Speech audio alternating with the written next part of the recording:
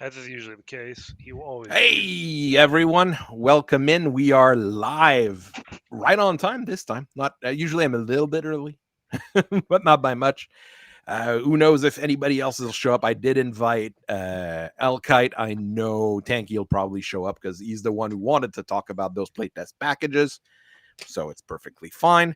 We've got Fubel with us because we're also going to be talking a little bit about the fun times, which are authors and editors at CGL, because he had the great experience of reading the new Fox Patrol novel. How do you feel having read that particular book? My life. Look, would it be better or worse than Fourth Wing and any other of those book talk slop novels that have spread I have like no clue what herpes? you're talking about. Consider it a blessing. Look, it is not pure monster shagging fiction, so there is that. So it is still better than that. I'm glad that when it comes to smut and book talk slop, my wife sticks to normal stuff like nerdy girl gets with the hockey player, not weird liberated feminist lady gets with Minotaur. My wife is normal in that regard, and I am blessed. Incredible. And how about you all? Are you all blessed on this fine evening? It's Stanky. We can recognize his voice. It's It's nice, all right. wet, I'm cold, I'm doing good. Better than I I'm in deserve. Better than you better deserve. than Oh, come better on. than we You all deserve Relatively deserve. all the neato. good things. I'm I'm relatively shut neato. down. I'm shut down somewhere in Florida. There's no Denny's. There's not even a Waffle House. Best I can do is a Dunkin' Donuts that's not even open yet because Ooh. it's night, not morning. But we're gonna make the most of it. Let's No do some Bucky's? Battletech talking. No, and even then, I can't park an 18. Oh yeah, you probably don't know this in Canada. Bucky's doesn't let 18-wheelers park in their parking lots. It would take too much room. Yeah, probably. It's Well, one of the that and they selling points. they're trying to cultivate it as we are a travel stop and a travel center. We don't mind bus loads of kids and buses and stuff, but truckers, we just don't want you guys coming in here and shitting up the place, washing your feet in the sinks, um, Okay. doing all kinds of trucker things and Buckies. Okay. I understand that as well. It is a Things that guys company policy. It truckers makes like sense. me don't do that. But, a few of them with no name given on their license had to ruin it for people with their actual names on their license, I suppose. We've got the angry guardsman with us as well. I hope you're doing well as well. Yeah, doing just Crab, fine. which I should be playing tomorrow if all goes well. Have a little run through the woods. Exactly. And we've got Night Lancer, who managed to make it today. He's not always going to be able to make it because of work, but work is work, and we have to work to live. That's the fun part of life. Happy to be here.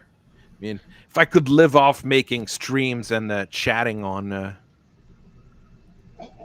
about Battletech, I would. All right. So we got basically 2 playtest packages in the past week. The first one is basically what we already discussed more or less for the gear. So we'll go through that quickly as our first topic. There really isn't much of a difference between the actual playtest package and what we already discussed. I've double checked.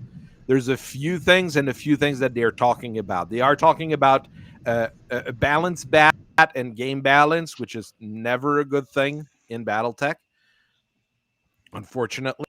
Balance what? The balance bat, because they want to nerf things or balance things. Okay. I'm tracking. What I've been telling you was coming since the beginning of the year. Basically, they're going to go to quarterly, and they want to 40K it. If that's the case, then no. Let them suffer in their pit. Let Portland be swallowed by the sea. They do want, one of the things they do say in ear is that there's going to be BV adjustments. They've been talking about BV 3.0 for the longest time. They might actually try to adjust BV 2.0 instead. But as we've discussed and seen as well, there's issues with them accessing the master unit list website since the original owner of the site died. And apparently he didn't give out the details for the site to the CGL people and FanPro and all those guys. So that's weird. We were promised a MUL 2.0. Remember that? Yeah. And it was supposed to come out this summer. And it's now closing on winter, and Mull is still a horribly, horribly formatted piece of shit website that just barely works. Look, whenever I go to it, my son laughs because there's the administrator at login button on the main page. Like this is You like shouldn't not be able how to you see do- that. No, you really shouldn't be able to see that, Oh, especially when nobody has access to it. Apparently, hilarious. But I mean, they're saying like they're looking around for BV change for things like the Clan Large Pulse Laser.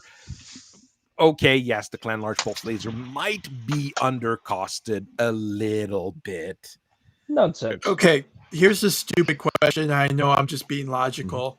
Why don't they just do their own website? Go, Well, Daddy. that's what they're saying. That's what MUL 3.0 is supposed to be, their own website. MUL 2.0, but we haven't heard anything from our friend Josh about that in the longest time.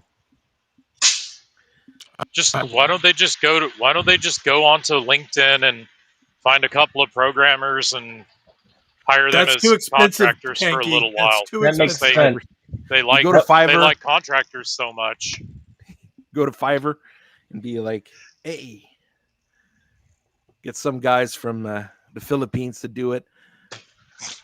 Does anyone else remember that era where it was like I paid an artist on Fiverr to make this, and it was like a Call of Duty kill streak, and like this awesome song would come on, and this squirrel was like busting it out and stuff?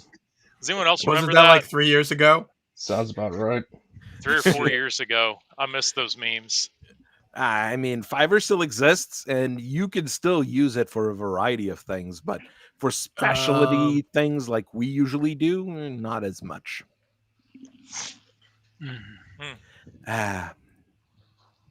But I mean, if they're adjusting a few things for BV or they're doing a BV 3.0 that they're going to adjust every other week, that might be a problem. We don't quite know that, and they say that it's outside of the scope of this test, which is really a basic kind of thing. I just can't see them. I'm sorry, I didn't mean to interrupt, cut you off, but I just can't see them following a GW as slow as Catalyst is to like get things going, and as spotty as they are with announcing things. I just can't see them going to a GW model of 3 times a year balances and updates. I think what you're not realizing is, remember, we're dealing with a company that specializes in hiring for incompetence and not for competence. They also really like building porches with money for freelancers. Right, and speaking of competence, the reason why you would even want to have a 3 times a year balance update is for a hyper competitive circuit, which Battletech simply does not have. And what competitive circuit does exist is put on by individuals and groups like Renegade HPG, Wolfnet, Southern Assault, etc., on their own with their own internal balancings and whatnot. No, I honestly don't know what their real goal is or their real desire is because we just don't know. And as Fuba was saying, they're hiring for incompetence most of the time. So who knows, like where this is going to go? They show up at these conventions And unless you're doing a grinder or something along those lines, they don't have the tournament support because it takes freaking forever. So I'm that's sorry. why they want Alpha Strike. Yeah. I'm sorry. I have no interest in a grinder, and I have no interest in Urby Derbies. Yeah, it's so fun I and want so to do something memey. cool. Come on, man. Derby was fun. Most people I know don't particularly care for grinders just because of how easily you can get screwed over by. I almost got him, and then someone across the board snipes your kill, and then you don't get the points. Yeah. That's why. Well, Romano, you guys do urban Durbins all the time up there in Huntsville. Now and then, yeah. I don't care much for it because I do not care for the urban mech.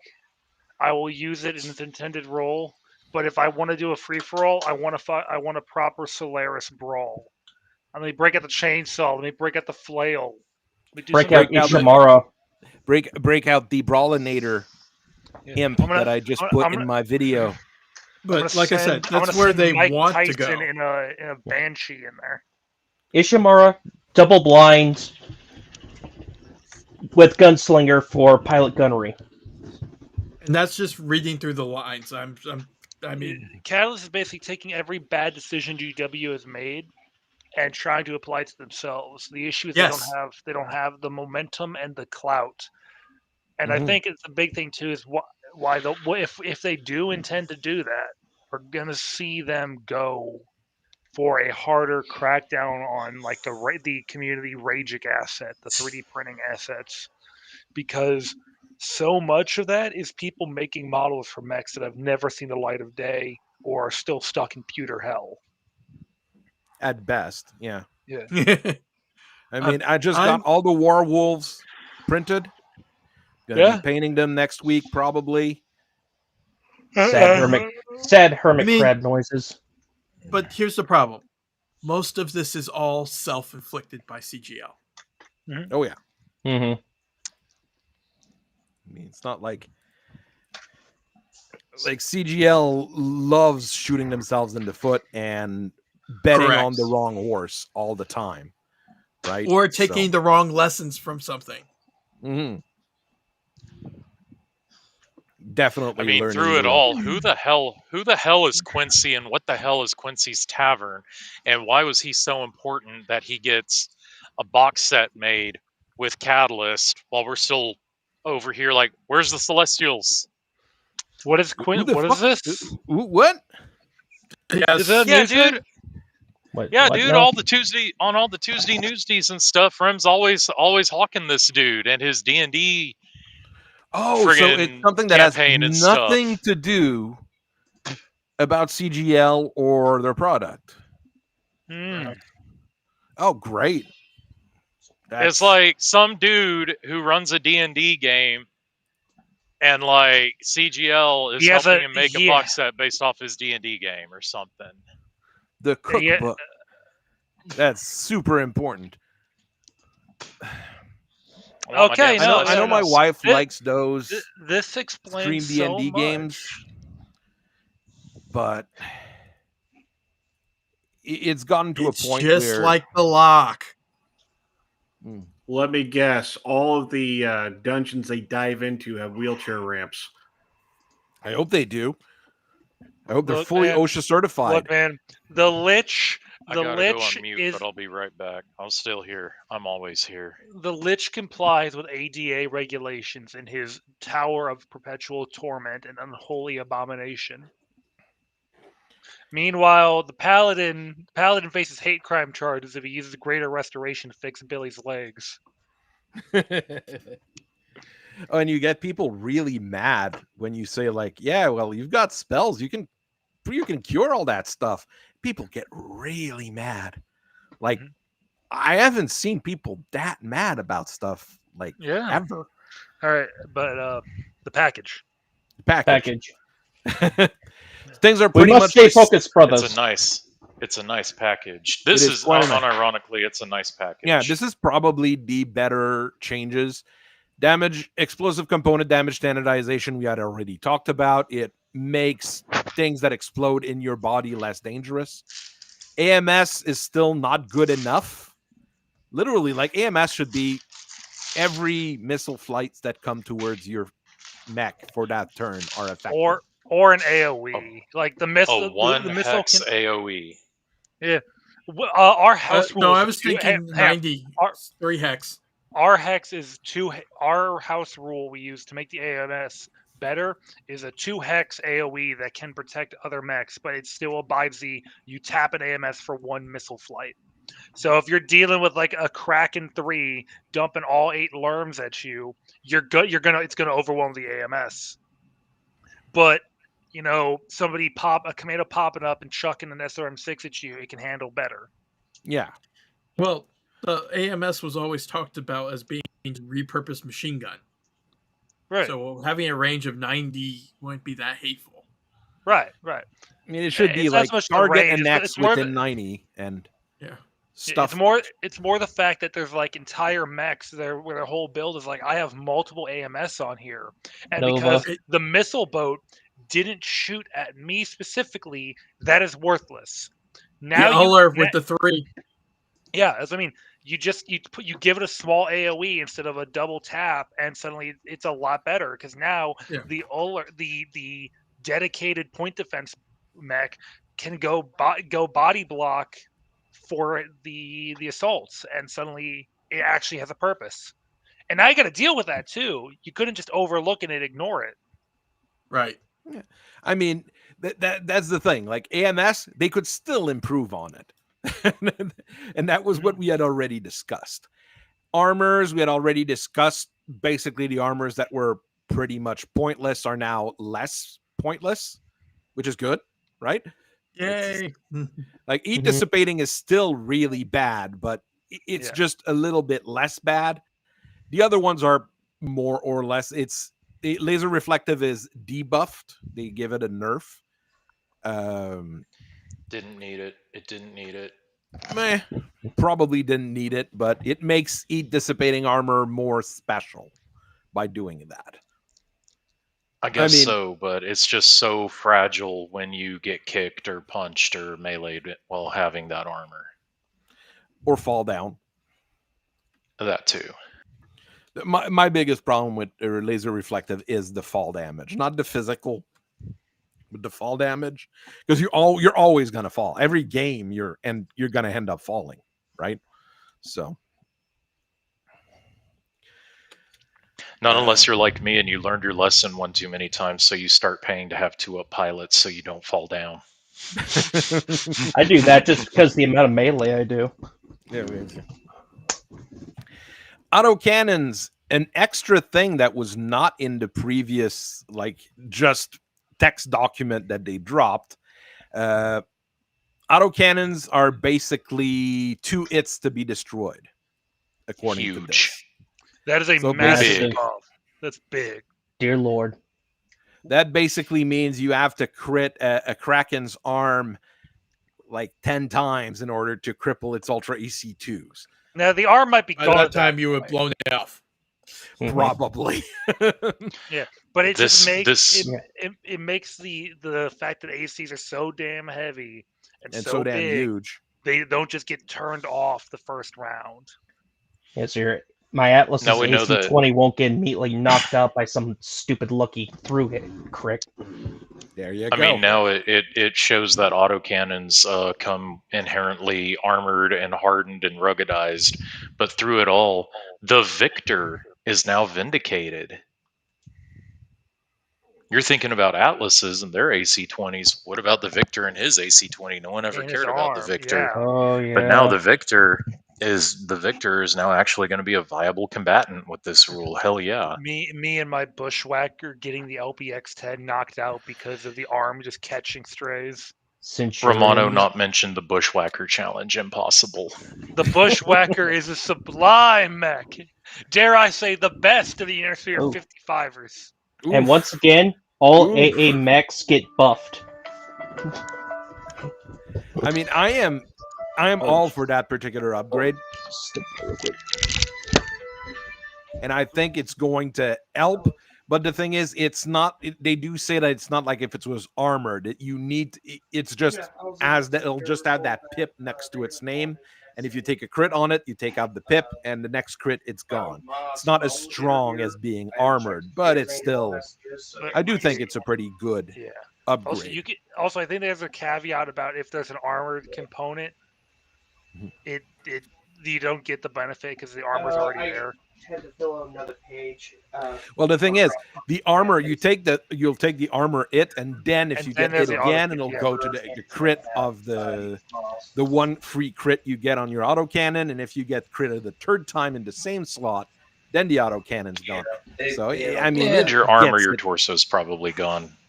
At that point, you're. Oh, the arms Anyways, already who's gone. gonna armor an AC-20 that's like an extra 5 tons? For Maybe on that Victor. No, it's not worth it.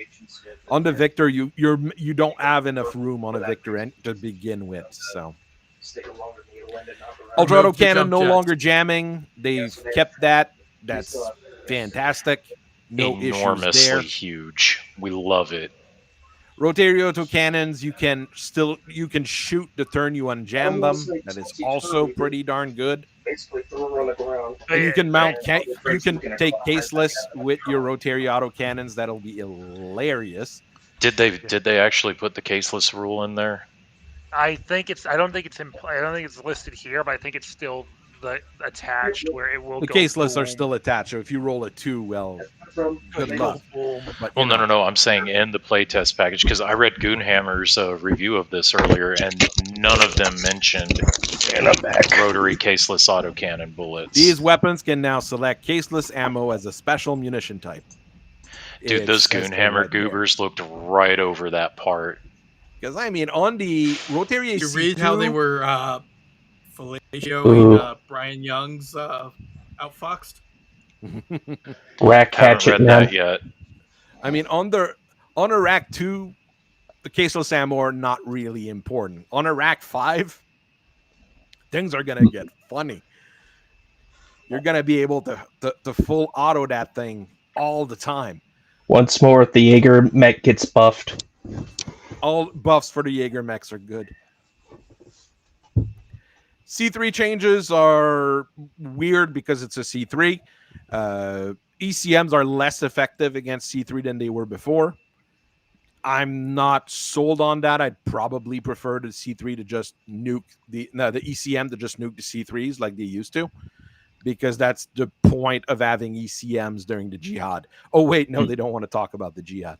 Never mind.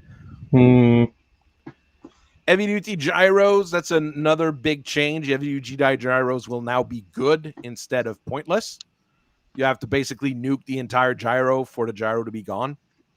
So I dig it. Mechs with heavy duty gyros are now, not terrible. Which is usually heavy armor mechs. I think the Hammerhead there's all and the sorts Amrock. of weird mechs with heavy duty gyros that just pop up, and you're like, why does the Centurion has an heavy duty gyro? Because it does. Okay, well, it's fine. Like there's odd ones. I go through my reviews and I'm like, why did they put an heavy duty gyro on this? Well, they did. Yeah. Compact, I'm always more happy to see, but missiles, most of the changes are minor. I want to point out real quick. Mm-hmm. There is a Grand Titan variant that has an armored heavy duty gyro canonically. So that thing is like, okay, Free Worlds League players, you have no choice but to use the Grand Titan with an armored heavy duty gyro now.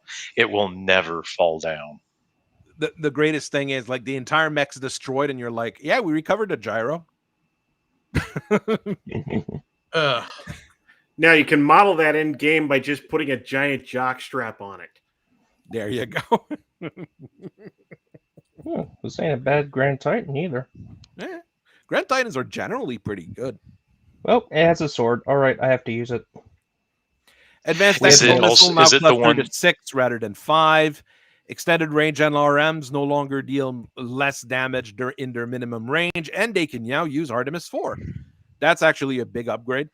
So you'll have more options. They're still not very good weapons, but you can at least put Artemis 4 on them now.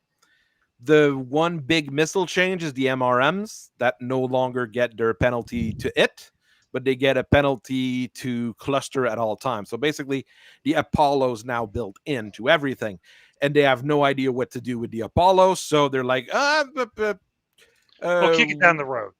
Yeah, we'll kick it down the road. Like turn it to a +1 to clusters. There you go. Or just like Simple. the Artemis, a +2 to cluster. So you have a +1 in the end. Yeah. So there you go. I mean, you could do that. Exactly. Way too easy. Way too easy. Yeah, there or turn is into a +1 TN. They had no idea. It's Or probably a case -1. where they're like, "Oh yeah, we're gonna make those changes," and then someone came up and went like, "But what about Apollo?" Like we did on the stream when we did it the other week. And Wait. like, well, fuck. Here we go. The Apollo no longer affects the cluster rolls. It's a targeting computer for missile systems that only works on the MRM. Back in a There second. you go. Okay, it's the restroom. Be even better. Where's my money, Catalyst? Checks in the mail. Checks in the mail, and it's going to a guy who's redoing a porch. Never mind. Wait, no. Currently, it's oh god. It's somewhere in Florida with the No, Puerto UML. Rico. Because Narc remember, they buff. just had the big authors meeting down in Puerto Rico. Oh, wow. Narc buff. Now Narc gives you a bonus to Timeshare. it on top of the cluster rolls. That's So nice. Narc is now less pointless. Oh, clanners are gonna love that one. And okay, and when you're Narc, you're always spotted for indirect fire. Okay. So that's very good. Narcs are now better than they were. Physical weapon, they've changed a whole lot of stuff, but nothing that we haven't talked about. Basically, the mace is better than it was. The retractable blade doesn't break all the time. The claw is more efficient. The lance is more so efficient. the Celestials will actually be useful? Yeah, more useful. Yes. They But this is need a bone now that they messed with C3 and ECMs. And that they haven't produced the minis for it because that's what everybody wants. Of course, CG will figure that out. Special munitions, we had already talked about it. Basically, they're trying to make our armor piercing more appealing for the autocannon ammo. Ammo multiplier 0.8. And when we were looking at the previous playtest rules, they were saying the precision ammo were also going to be 0.8. So you'd have four shots in an AC-20. But they lowered that to 0.6. So you'd have 3 shots in an AC-20. Huge. I mean, it's more ammo, but it's not as much as we add in the previous thing we've seen. But I don't think it's a big change here. People will still pack precisions a lot more than they pack armor piercing. I can almost guarantee you. I'm sorry. So this is a few little changes here. Acid ammo. Okay, well, I don't know many people who uses acid missiles. I seem to recall that in our stream going over the leaked document, we determined that there's approximately 3 Battletech players who drop acid. There you go. So the acid rule basically only applies to those 3 players. But There's only no- one of them very uses happy the for them. ammunition. Like, okay, real quick, what do the acid bullets even do? If I recall, they weaken the armor to the next shot or something like that. I don't remember. It's something like that. It's weird. It is very weird and very Hold on. situational. Not I got really. tech ops within arm's reach. Continue on. I'll try to But find it. One thing that's not on there that was in the leaked package is the mask rules. They were going to make mask less of a penalty when you got hit by it. Well, not hit by it, but when you failed your roll on it, and that's not in there. Yeah, they were also going to take the mask table itself and rename it to the progressive failure table or something like that, and That apply might it just be to a mask, change. blue shield, and But then again, basically if you everything look that uses at that. some of the stuff they're saying earlier, there's stuff that they already intended changes that they already do. They already have. So maybe that's the mask change is something that they're gonna do anyways. So it's not in the package because they're gonna do it anyways. And they Okay, I don't want think people they testing. I are, found the because acid. from drop that acid real quick. Okay, real quick. -2 modifier to your cluster hits table, which I think that was one of the changes or something. Yeah, they're going to -1 instead. Okay. Acid missiles do base 3 points of damage per missile against ferrofibrous, ferrolaminar, laser reflective, or reactive armor, as well as any units with bar value of 5 or less, so industrial things. Everything else still takes 2 points of damage. It does not damage internal structure, and is incompatible with Artemis, Snark, or Streaks. So if you have someone with running a lot of ferrolaminar, drop some acid on them.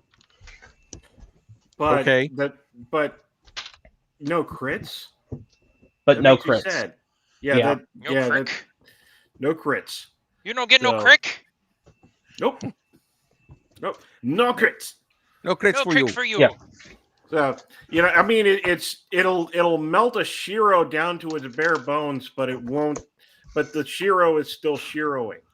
So it's like, why? Okay, you remove the armor, but the mech can still mech. I mean, if it's and it's only on SRMs, so it is quite situational. I think it also said MRM. Does it do It- anything to infantry? Oh yeah, it had let's see. Infantry gets a conventional infantry multiplier damage infected by 1.5, rounded up. Not awful, not great. Not I mean- as nice as Infernos, but it's definitely It's something. something. So squishies get squishier, but you're getting. Okay, I wait. don't like All right, if you melt off the armor, it doesn't do additional after the fact, but subsequent attacks hit directly against internal structure will inflict normal SRM damage. Okay, so it does at least do damage Okay, inside. Okay. but once you're in SRM range, I think you have other problems. Like I'd rather have Inferno rounds or something of that nature to to let the mech that's a little too close to comfort know that no means no. Or tandems. Acid is a very strange thing. I think it can be it's generally ignored. Like, does anyone even use the anti-radiation missiles? I've never seen it done. ARADs. I know ARADs exist in Battletech, but I've never seen it. Well, it would have such a limited application, though, because how often do we put anti-aircraft on the field, especially when we don't have a lot of air assets that we normally play in the game? Oh, that's for the next playtest package discussion. Yeah. But Say- I mean, say as that- of right now, say that thought. you are correct. Okay. Well, I mean, fair or enough. the other thing you have to think of, ARAD, I mean, if you're really doing like anti-radiation and it's basically locking on to radars or sensors, like every mech and every vehicle have their own thing. So it would be like the standard LRM would be ARAD, basically. But it would be the specific band of the of the weapon system. Like when that harm took did a blue on a B-52 tail gun in Desert Storm. So I mean, there's the sensors used on a mech would differ greatly from the sensors used on an anti-aircraft platform. Not I could really. see A-Red as your anti-WOB LRM with all the ECMs all those Celestials carry. Again, give me my damn ass Celestials, you cowards. Yeah, you'll get your Celestials by 2033 at this point. No, Agony. No? Okay.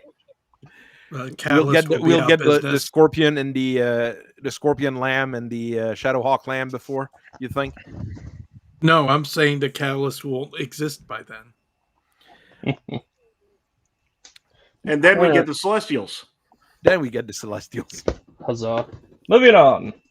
Moving on. So, I mean, out of this, I mean, everything that's in that playtest package, I think everybody can agree is a good idea, except for AMS need to be better. But I mean, we'll take one step at a time here. They're making it a tiny bit better. Maybe one day they'll make it a whole lot better. Let's say. Now, to the big money. To the fun one. Let's invest in Boeing tonight, gentlemen. Hey, recently that's actually been a good thing. It in the name of the Lockheed, the Boeing, and the Holy Raytheon. Welcome to Playtest Package 5, which is basically a brand new game. Let's not hide it to it for anyone. Let's not go anywhere weird.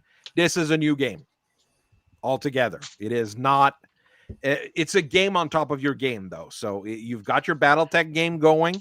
You've got that other game that's going to be going on at the same time with your planes. Because CGL. I want a caveat. I want to go into this with the caveat that it's battlefield support rules. So it's the same BSF that they put in the mercenaries box for the tanks and the infantry. It's the same BSF that they did for the abominations and Gothic. I've looked at the cards. It's the exact same thing because I have the cards. Not Gothic itself, just the cards and all the cardboard in the box because I didn't want the robots. But this is what's weird about this is that with the battlefield support deck, where it was like, okay, at the start of your game, you and your opponent are going to establish your battlefield support pool.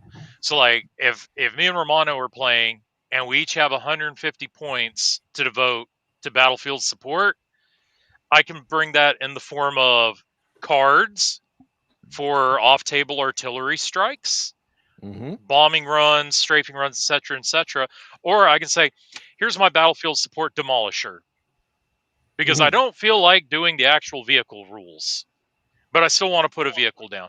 And that's basically what this is making aerospace battlefield support. If you notice, they have a whole sheet of cards with awesome updated artwork, granted, but cards for battlefield support aerospace fighters. That's basically it. Like I said, it's a whole new game system. Yeah, it's a new game system on top of your Battletech game. And this is the fourth time they've revised aerospace rules to make it work. At least to my knowledge, I might have missed one or two in the middle there as well. FASA never knew what to do with it. FanPro didn't know what to do with it. CGL doesn't know what to do with it. Aerospace is too hard to manage on the level of the Battletech game, I think, because you're fighting on the ground in a fairly small area. If you add planes to this, things get really funky really quickly. Yeah. That's why, especially if you do anything very advanced with them, like taking bombs, because that can complicate things. Like I am our group's resident aerospace nut until they hard banned them in the house rule package. Even though they said that anti-aircraft targeting is like the only quirk that they accept for mechs and vehicles, but that's only because everyone started bringing helicopters because everyone started buying the tank box that had the helicopters, so they kind of had to. But it's like, you need AA targeting to shoot at helicopters. You're not doing it right, man. That's dumb. Yeah, one of my groups limited the amount of VTOLs you're allowed to carry because one too many Donner spams.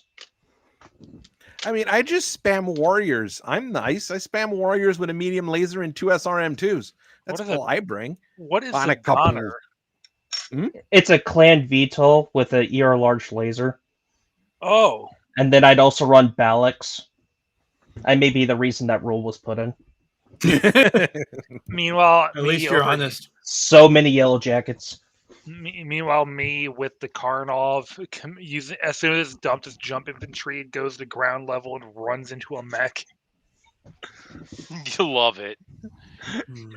I wouldn't do that. I would run all the battle armor in the Karnov, and then battle armor mag clamps to the Karnov, and then just start dropping it on top of people's heads.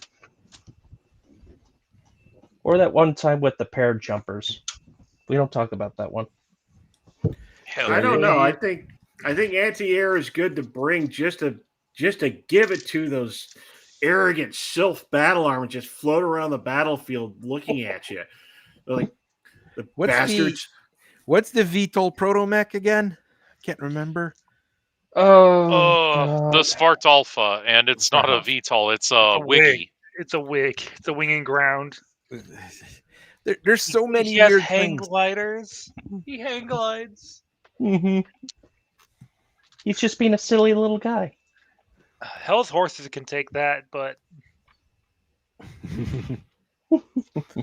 I mean, they do say like it's because the rules for the rules for the main book will still be in the main book, but they're very complicated and they slow down the game a lot. That is true. If you start running a whole lot of planes, things get very, very weird. yeah, that's why we had a simplified quick ref of just like, here's how tactical aerospace works. Like, where are you at? Where's the aircraft in relation direction to they're the coming. area? Yeah. Yeah. The skill of the forward air controller, and I wouldn't mind it being more of a meta game where if your opponent uses more of his slots for, like, say, fighters, you guess what? They just scared away your attack aircraft. I mean, there's quite a few things. I mean, I don't hate the rules that they've put down personally. What I don't like is that it's cards and it behaves like cards rather than, you know, what Battletech is meant to be, which is record sheets. But you know, that's just me. I mean, I listened to. I basically I'm at the point where I only watch Tuesday Newsday whenever Zodel's on there talking about the new packages. One of the things he pointed out about why this one is being play tested as battlefield support and whatnot is, and ultimately, yeah, it's a very commercial reason. It's to let people use their Shilones and Visigoths, but also because him and the other dude on there pointed out that they were playing a while back, and dude had his Shalone sitting there on top of a building, and the only reason he brought it was to use it as a marker and as a reminder that he had a couple of battlefield support bombing run cards to play. So they're like, okay, how do we let people use these miniatures and potentially more miniatures outside of this is a placeholder for a generic effect card? You know, so we're taking it from the realm of that are in the book. So they're basically the and Tau. make them better. Yeah. I mean, I'm The drones in Tau. but I'm okay with most of this era. I just don't like having a game on top of my game, because then we're gonna have the tank game for battlefield support cards too, and we're gonna have the artillery game for battlefield support cards, and at some point it's gonna be like you've got Battletech and all the other things around it. So, I mean, I agree. And but the cards are not simple either. It's not a simple little thing. There's a whole lot of there's 11 little sections on a tiny little card. But that's because cards are easy to produce, and they probably have card stock, and they probably have a deal with a Chinese company to make cards. and they can shove them in the box and call it a Yeah. day, and they don't have to worry about making new record sheets or anything. Optional purchase. One other thing, you can purchase at the cost of 1 battlefield point per 10 points of asset cost. What? That's probably Alpha Strike speak there. To give AA targeting to one of your unit. So your ARAD we were talking about could target these guys, I guess. But I mean, any battle mech should be able to shoot at planes at any time. Never mind that. It's just like the rifleman would have a buff for that because it has a radar attached to it. Oh yeah, no, but now it is you've got anti-air targeting on your rifleman, and then you pay extra, and you put a you pay upgrade on it's it. basically doing something that I proposed. It's doing something that I proposed to the local group back when I was able to play all the time, which was basically, what if we found a way to add a points cost and a limiter to the quirks, to where instead of just picking mechs with all quirks, we could pick a mech that doesn't have any quirks and say, okay, if our BV is like, if we're playing like a 12k BV game, then we do some sort of math formula that determines we have like 200 points, and put a point system on the quirks and then go from there. So it's very similar to that, but they're only doing it with anti-aircraft targeting. No, that's an upgrade to anti-aircraft targeting.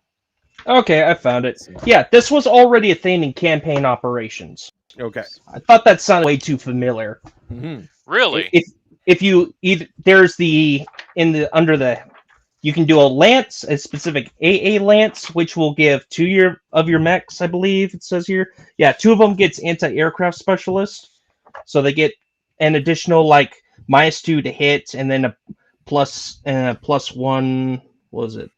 -2 to hit modifier against ground targets. They get a +1. Whoop-de-doo. They're looking for planes, not tanks. But then there's another thing here called special command abilities, which is another way of adding that or other things to your mechs if you want to go SPA heavy. So this already exists. But now it's codified, and it would be codified in, well, more or less the base rule, because they want battlefield support to be a base rule for, never mind. Yeah, one thing I found very funny. Oh, go ahead. Sorry. Yeah, I don't know why everything in battlefield support already exists in campaign ops. It's like with Alpha Strike, they're just simplifying it, and I got mixed feels. One thing I found very funny, I was reading that interceptor or flak section.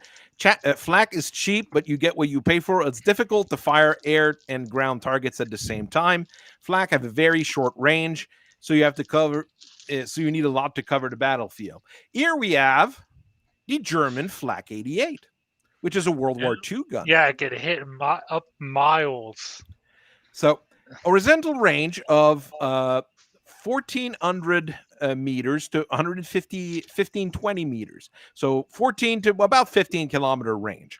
Vertical range of 9 kilometers to 10 kilometers. Yeah. And what did they use? Can you remind me what they used to blow up Matildas with in Africa? The Bunkerstoss. Or no, wait, the Flak 88. The Flak 88. But they also put it on half tracks, and it was a whole thing. But yeah, no, I get what you're saying. So, do the people at CGL know how war work? No. Interestingly enough, Zodal answered that question. You don't, despite him having a background as a military history teacher, you don't necessarily need to have served in the military or know anything about the war to make the game, which is fair. But that's also how you end up with Games Workshop making Space Marines holding a teacup grip on a pistol. Or shooting water at people. People who don't know how any of this works, telling us how it's supposed to work. It's silly. I mean, if you look at G-dubs for for the tanks, that's where it gets really ridiculous. Like the Lemon Russ has less armor than a Panzer IV, as an example. The new Rogel Dorn is the silliest, stupidest tank I've ever seen. Like, the only Just thing a I silly wanted little for guy. the Imperial Guards was to have a Panzer IV. Just give them a Panzer IV. Just mock it up a bit, but give them a Panzer IV. A basic thing with a machine gun and a turret with a big gun on it. And you can change the big gun. But no, they had to do the Rogel Dorn tank, which is absolutely ridiculous. But sponsors, man, it's like, I wanted a TOG. Hell yeah, the Imperial Guard should have a TOG. Like, never mind. Let's talk BattleTech, because TOG Borea. Wait. Tech of the battles. Just drop 4 Bane Blades on the field and be done with it. Never mind. Problem solved. But Underwing options, they do give underwing fuel, which I don't remember putting on anything before, which is, not bad. That's new. That's not a bad idea, and I think, I'd be using it on some things. But they only talk about eye explosive and cluster bombs. They don't talk about the fun ones like fuel air bombs and tactical nukes and all the laser really guided fun stuff. Laser guided, aero fours, anti-air aero fours, rockets, rocket pods, rocket pods. So many rocket 10s. Yeah, just dive in, dump the rocket 10s, and whip away. So they dropped the ball on that one, but maybe in the future. I don't expect it a whole lot. No. Because this will probably be one and done as well. They'll put it down and say, like, it's done. We're not touching this and then ever the again. Just makes it better on their own. Yeah. So you can pay for skills. Then there's the whole deployment rules. It's basically, like I said, it's a whole new game on top of things. Mm-hmm. So when you declare actions, when you have your planes, you have to say, do nothing, remain on station, move to intercept, ground support, or escort for your ground support. This I kind of like. It would simplify the game in general, let's say. I mean, if you integrated this in the base aerospace rules instead, like rather than having to move your aerospace on the map and calculate how much trust you're putting in and how much turn you can put by everything, just give me this section right here for the base ASF rules. So every turn I have ASF in my reserve, I can say, okay, I'm just keeping him there. I'm sending him to intercept. I'm doing a ground attack, or I'm doing escort for my ground attack. I can see that. I mean, at the speed planes go, it would make sense. Yeah. So it doesn't need to be this whole card system when we already have record sheets and battle value for these aircraft. Exactly. And a lot of people like aircraft. That's too hard. Get good. Too hard. Skill issue. Skill issue. Yeah, literally. Skill issue. These people barely play the games they're supposed to develop. I mean, I don't doubt that Zodal actually plays the game, but he's kind of in a spot where it's like, okay, Catalyst wants streamlined new rules, but it's all there already. Mm-hmm. I know Zodal plays the games, so at least there's that. But one of the things he points out is that kind of puts to rest the argument that this is or maybe it does, maybe it doesn't, I don't know, about this being like a new edition, like a Warhammer new edition thing, is that they want to move away from printings and move into editions, because dude points out he was playing Alpha Strike using this printing of the Commander's Edition. and his opponent was playing Alpha Strike using this printing of Commander's Edition. And each copy had this rule written differently. So simultaneously, they're both correct in their interpretation of the rule. It's just which rule is it actually? And they want to move away from away from that and having to have up-to-date FAQs and move into a unified printing. I'm going to be very mean here and say a very mean thing. Don't play Alpha Strike. Oh, there it is. There you go. I mean, you're going to solve a whole lot of problem if you don't play Alpha Strike. Which Alpha Strike book has a FAQ that's bigger than the book? Is it the Commander's book or is it the regular Alpha Strike book? Like, it's sure, actually. CGL doesn't know how to write rules. There you go. Like, hello, Redter. Hello, Pointman. Welcome in. Kind of missed you there. But yeah. Welcome to the shit show. We have a guy in there, Tanky. I'd be perfectly okay with them if they wanted to simplify ASF rule. Give us this portion here with the regular planes. There we go. Problem solved. But they want their cards. They want, like you said, they want editions rather than printings. So there you go. They want to sell product. Consume. I don't mind if you're trying to sell me a product, as long as it's a good product. And it's CGL rules. You already know how the product's going to be. Even the minis are starting to be a bit doubtful at this point. After seeing some of the people posting their Gothic stuff. But there you are. And remember, that didn't take anything out of the production schedule. I don't know if I believe that. I don't know if I believe that one, chat. Can you pull that up for me, Jamie? Jamie, pull up a picture of a gorilla. Jamie, that's not a gorilla. 18. Pull up a picture of the mandrill. Pull up a picture of the mandrill. The fire mandrill? No, the mandrill. The actual mandrill. I love that mini. I love how that guy painted it. Look at that. I think robot. I used it in my video on the mandrill.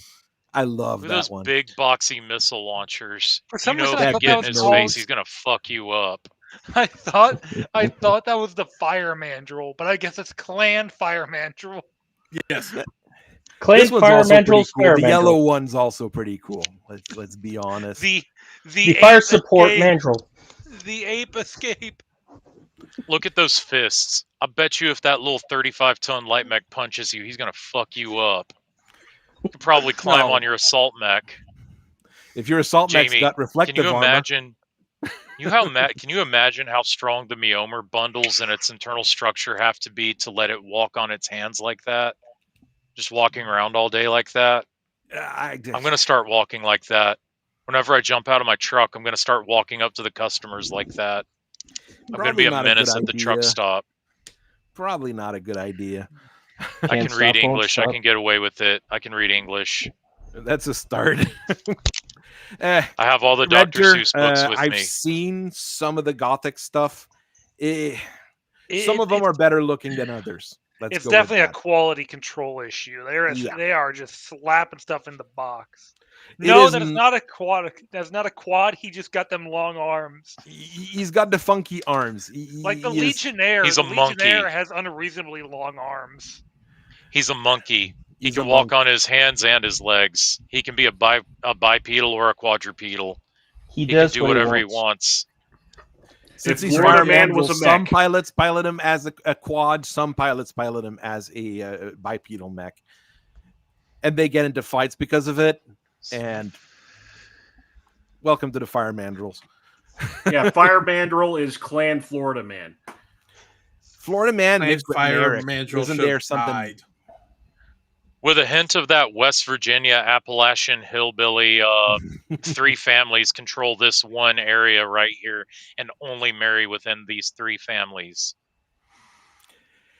Yes. I thought they mostly married within one family. Well, because remember, the Fire Mandrills break their blood names out up into blood houses. Kendra. So there's like House, Smythe, Kendra, Jewel. Yeah, Kendra's. And it's like Smythe, Jewel, something. Yeah, and it's 3 blood names in this one and galaxy. they work together, not other people. Or they got beat down and got absorbed by the other ones. What were those two families in the Old West that always were getting McCoys into it? and the Hatfields. Yeah, the Hatfields and the McCoys. I know them because of Lucky Luke. Because of what? An old, well, it's a classic comic book.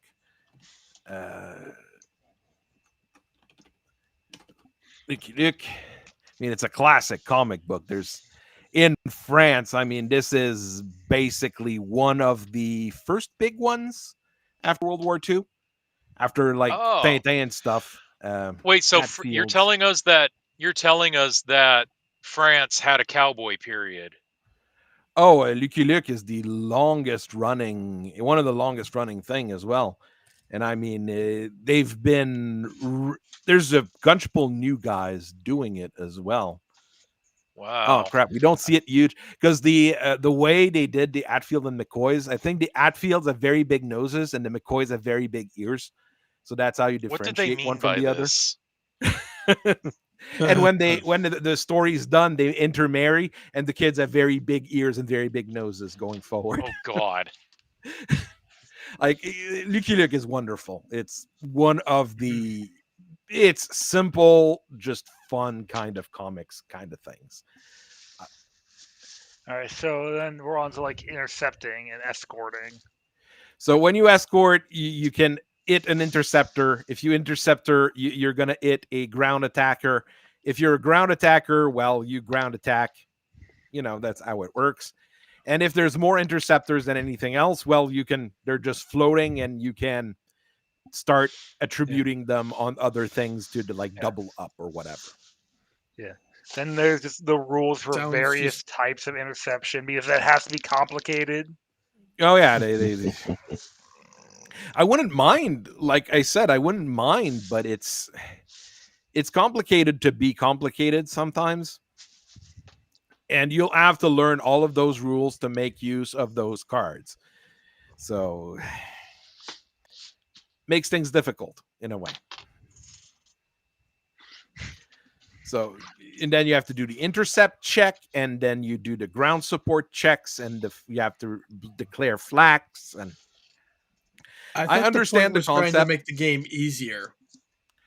They're trying to make the game easier by adding a whole layer of complexity on top of it. Yeah. That saves them from having to print stuff outside of their cards. And when you get it, you have to roll above a threshold that's on the card. And if you roll above that threshold, you blow up and you're removed rather than, chipping at the armor like we normally do in Battletech. It's got scatter dice. No, that's been the same thing as it is in Total War. Yeah, that's the basic. Yeah, there's nothing new there. Diagram. That's nothing different. That hasn't changed. It's the reason why the cluster bomb is superior to the HE, and is that the target hex will get hit no matter what, but you're doing half the damage versus an HE bomb that will hit the hex for 10, but could completely whiff into one of the surrounding hexes. The cluster bomb. That's because you don't use enough fuel air bombs. Inferno bombs. That's because you don't use nukes. Look, nukes look. I loved thermobarics because they were really nasty, but they were one of the deciding reasons to ban certain things in attack in strategic interstellar operations. I have seen Almos on the field. It hurt. It hurt bad. Nuclear army is real, and it will hurt you. When Megamech crashes because of a nuke, things get funny. Well, I mean, that's kind of what happens in real life when the nuke goes off. The nuke goes off. Who wins? No one. No one wins. Maybe that's what they meant when they crashed the game for bringing nukes. Maybe that's what it means. Yeah, probably. They were meaning with that. An air asset will make at most 2 destroy checks a turn. Points of damage dealt to an air asset are tracked during the turn, and all destroy checks are made in that turn, as explained above.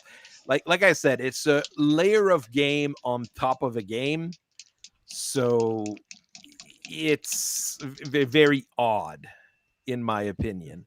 If they Yeah. want to simplify the game, that's not the best way to do it, but it'll allow you to sell miniatures and people will be able to use the miniatures. Yeah. So But then you get down to I like a can't bunch of fault a other company. checks and things like that. I can't fault a company for wanting to sell Sell miniatures. Like, we can't be mad at them for wanting to do that. no, definitely not. But we can't be mad at them for not selling the right ones. We can do that. Celestial Box, again. I mean, and they're wanting to do another Aerotech printing or edition or whatever. Yeah. We've seen the leaks. They don't look good. It's the minis themselves that don't look good. It's not the rules I haven't themselves. seen Haven't really those. seen. I've seen a few, and there was a very fat leopard as an example. It Oh, wasn't. yeah. It really didn't look good. You probably Yeah, did, Tanky. It got overshadowed by Gothic. I did not realize that Longbow got anti-air targeting stock. Yes, Yep. it does. That's why all my assault lances have one longbow. They have anti-air targeting stock and not enough armor. That's what every longbow is. Yeah. Yeah, that was All part of that hail- wonderful leak. They're doing their best. But and then suddenly the Gothic stuff leaked, and we all just Got kind of sidetracked. that. That's the thing. That's the Dogged thing. them Like for it. any leak from that particular period, like it was completely overshadowed by, are they that dumb? And the answer was Yes. Yes.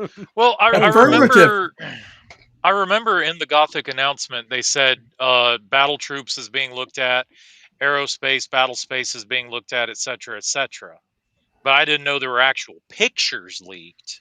yeah. That's why you hang out on my Discord, and when Raphelia says something, sometimes it's actually very, very interesting because she brings in some very odd things from those chats that she's allowed to be in because her husband and herself have paid a lot of money to CGL, basically. Yeah, I know that. That's why I'm saying I must have missed those in the chat. Yeah. Oh, that's Like, chats go because- fast. Well, as soon as the Gothic stuff dropped, nothing else mattered because they showed off Succession Wars and they showed off Aerotech. I want Succession Wars. Battletech Risk would be awesome. I wasn't impressed by what they had dropped. There was only 4 houses on their map of the inner sphere. I'll buy House it. Liao was nowhere to be seen. Well, it's obvious. House Liao is the weakest house, and therefore they deserved it. No, I mean, Liao- if you're playing Succession War from, any era, they should be there. Yeah. Yeah. I know. We're in agreement. It's Pain. CGL. I have no hopes whatsoever for their products until I actually see something and I have it in my hands where I'm reading it. Then I can be like those gear things we were talking about earlier, and I'd be like, I've analyzed it. It is good. And like this thing here, there is good to it, but not the way you're doing it. Yeah. It's just like their best source book in a while was a free pay what you want source book. There you go. I mean, it's not like Il Clan Eyes. Anybody read Il Clan Eye Only? No. They were really proud of it. Yes, they were. And nobody talks about it. Nobody read it. Nobody's seen it. Like Nobody's read any of the books since it. Like it's never mind. I'm trying to say never mind. Space. Aerospace. Planes. There's the biggest problem in that list right there. No Irby Land. Land Air Mech, Fighter Mode, Stinger Lamb, Wasp Lamb, Phoenix Hawk Lamb. What is the one model people are able to buy out of the LAMs? Irby Lambs. Gentlemen, can we have a moment of silence for the Irby Lamb? Rest in No. peace, Bozo. No. You will not be missed. Go fuck yourself. There you go. No moment of silence. No, I'm going to say, we ask for the it's moment of silence the and make as outflow much noise as possible. The greatest book ever written by 5-star Brian himself. Actually, Herbie Lamb is a can of drink beer or something It's a you drink drink. out of. Yes. Yeah. And it's like a tiki mug. I mean, which would be cool if it didn't come from Brian Young, who is no stranger to drinking out of tiki mugs while he watches. Anyway, I can't finish that joke. We're not finishing This that is not the joke. stream for that. Legally, my legal counsel told me that I can't finish that joke. You can no. You have to add allegedly. Allegedly, yes, allegedly. He just made the like post. the. Never mind, but like I mean, this would have been the perfect place to just put it down, guys. Just put it down, Herbie Lamb, just a little thing, trust zero or whatever, and be done The with joke it. has run its course. Yeah. The Herbie Mech joke ran its course in 2010. Like, Thanks, Tex. Tex was even doing videos at that time. but the No, thing but is, he brought the Urban Mech jokes back. yeah, He sure as hell did that. I mean, it's the Urban Mech. It should be remembered as a piece of crap, but people don't remember it as a piece of crap. So it's a meme, and people keep saying like, but in that one game, it's just like a T-Simp. It's like in that one game it was good, yes. I'm But sorry, like in every other game it was shit. Every time I play a Wabi player, you fear the nuclear Irby in the back row. That's the one with all the Alamos. Well, yeah, but like, who's actually allowing that at the table? You get to do a nuclear Arrow 4 launcher exactly one time, just like you get to do a Savannah Master Company swarm exactly one time. Anything after that, okay, now you're just being silly. Knock it off. Pretty much. We did it for like narrative stuff. It was either going to be nukes or Nerf gas. I mean, but if you have anti-air support, that Irby artillery thingy is gone the turn it's on the table. And if you're doing narrative, I hope you have some planes to bring in to just take out the nuclear artillery, because that's what planes. How many planes do we have in Battletech? A lot. There's a decent amount of ASF. Yeah. Not that many conventional. There should be more conventional fighters. There's a good number of conventionals, more than what they're showing. They were added in the really not that many in conventionals. The house book, the handbooks. There's a few that are just floating around. There's some that are not on the list because they're under the support vehicle list, but they are also like very large 100-ton bombers you could take. I noticed a distinct lack of torrent bombers on that list. Because the B-52 will still be in service in 3152. It should be replaced by something probably by 3160 if the new Star League decides on it. Maybe.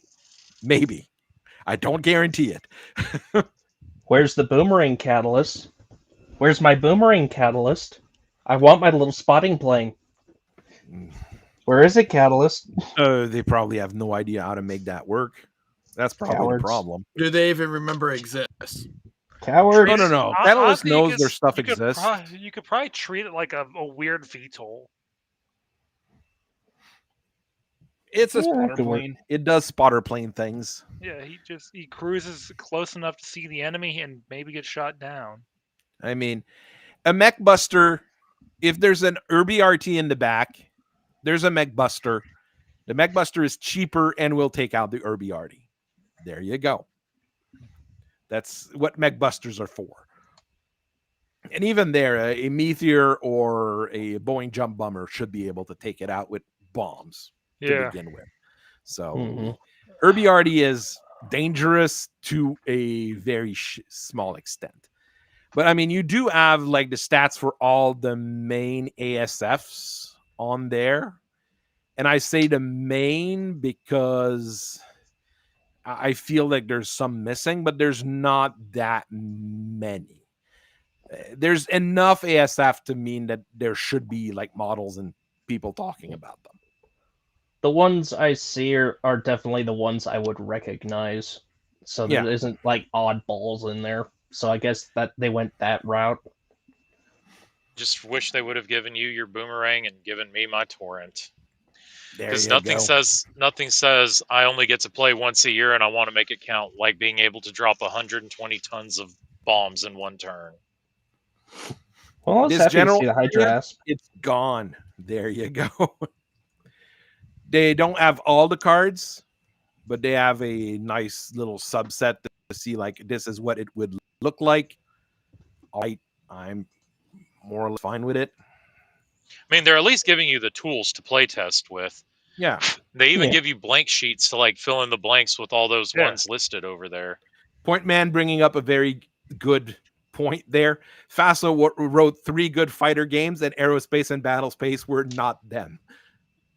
Yes, that is entirely true. I mean, but that's the thing. I mean, you can play. I mean, my brother, when he plays Battletech, he also has a game of X-Wing minis going on at the same time. And he uses the X-Wing minis templates for movement. That's actually kind of based, I'm not even going to lie. Yeah, that is actually a very good idea. Alex, you're more intelligent than you think. Oh, my brother's smart. I shouldn't be mean to him. He is smart. And I mean, I'd almost, why don't we make that rather than then you have the intercept and the escorts and the double intercept escorts and the special runs. No, give us, put your plane down, put a template in front, and that's its movement for this turn. There you go. It worked for Star Wars. I mean, Brian loves Star Wars. You should be able to tell him. All he knows how to write. I don't even think that. I have a good Star Wars. I mean, remember, he was a Star Wars blogger. Never wrote Star Wars. With the packet's done, I'm going to. He was a blogger. Out. Y'all have a good one. Have a good one. See you, Romano. Now, if you want some pub books, go to Brian. Eco wrote. Who reads books in a pub? First of all, no one even goes to bars, clubs, and pubs anymore because it's too expensive to go out and drink. So you can't even go support your local after-work watering hole. Yeah, or second, you run into people like Brian Young there, and it's like, I really don't want you anywhere near me. Can you, fuck off? And then finally, even if you do go to the pub, who's going into the pub to read a book? No, wait, he's divorced? No. Is he? No, he's married. Amber Lee married his first Young, wife 2001 to 2021.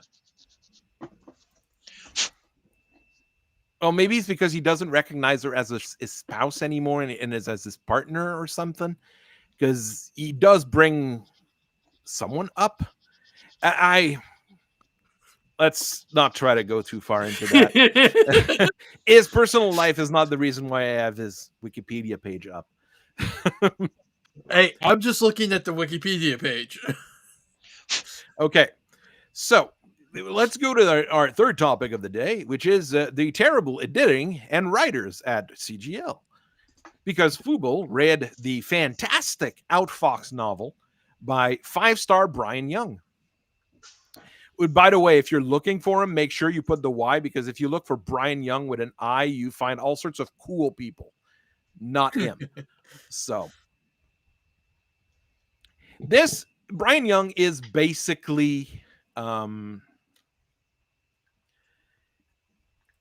this is the representation of our current brand of authors that we have in pulp fiction and in comics.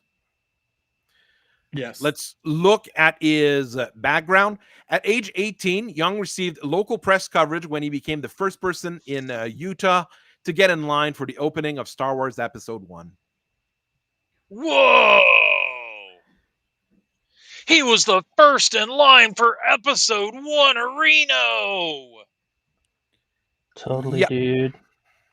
Shit, I was in the newspaper at 4 or 3 meeting Joe Theismann. So remember that his occupations are blogger, author, and filmmaker. He made films. That is probably the correct order. Yeah. And if you look at what he wrote in Huffington Post. He contributed to a comic book series and essays to Star Wars Age of Republic comic. Like, this here is the bio of someone who has literally no background. I was going to say, this looks like a fanfic writer bio. Allegedly. Gentlemen, it's I quote South Park, the World of Warcraft episode. Gentlemen, we're dealing with someone here who truly has no life. Well, I mean, he might have a life, but if you look at this here, this is the level of author that CGL is hiring, basically. And this is not a special case, okay? Brian Young here is not a special case. Look at almost everybody that's writing in comics right now, everybody that's writing for the bigger ones, Star Trek, Star Wars, etc. Everybody in this age range, let's say born 1980 to 1990, or even like up to 2000, this is the kind of bio. Actually, this is a good bio. Let's be honest here. This is actually a good bio for an author in that category. Because we have their other big person that they keep pushing all the time. God, no, not her. Jennifer Brozek. So there we go. I wrote the first. Go for it. Brozek has stated that she has Asperger's syndrome and dyslexia and has experienced the stutter and bouts of anxiety. Wait. Hold on. Stated. Yes. Stated. Not diagnosed, stated. Yes. Stated. This is her personal life. And if you look at career, there's literally nothing there. She was a Babylon 5 person at one of the conventions. Woo-hoo. Yeah. And well, she wrote some of the some terrible novels for Battletech. Yes. And she doesn't Whisper like Networks Battletech, and what else was in those? Oh, and Everybody Commits War Crimes.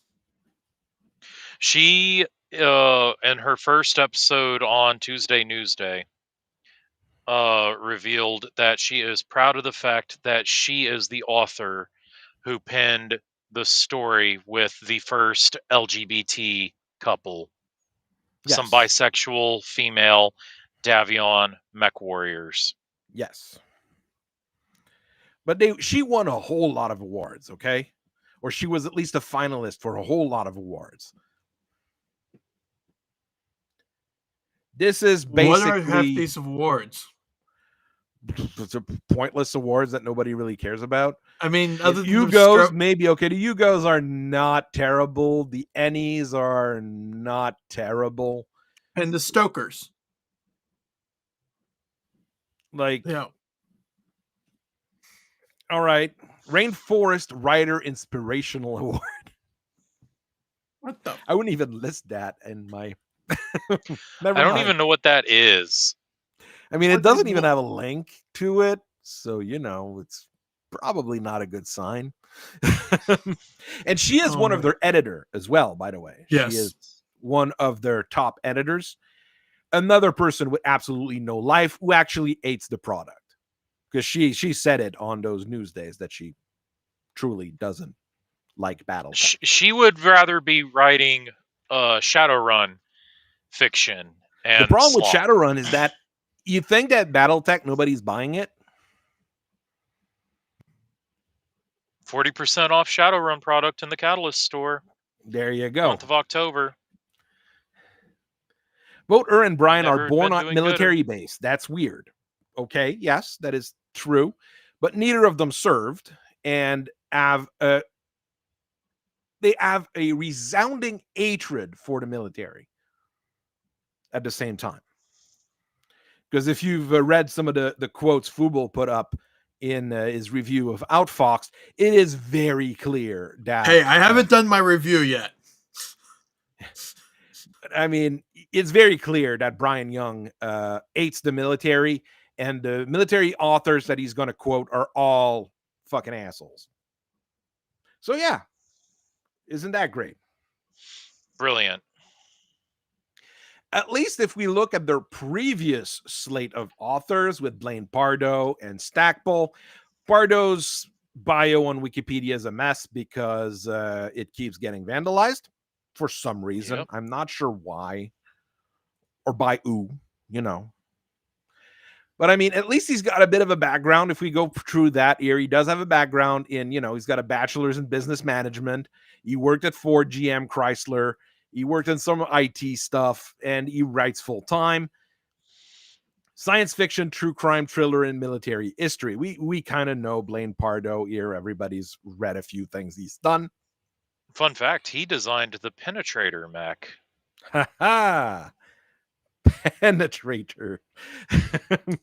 That was a fun one to review, just because I got to say Penetrator a whole lot of times. It's great. Mm-hmm.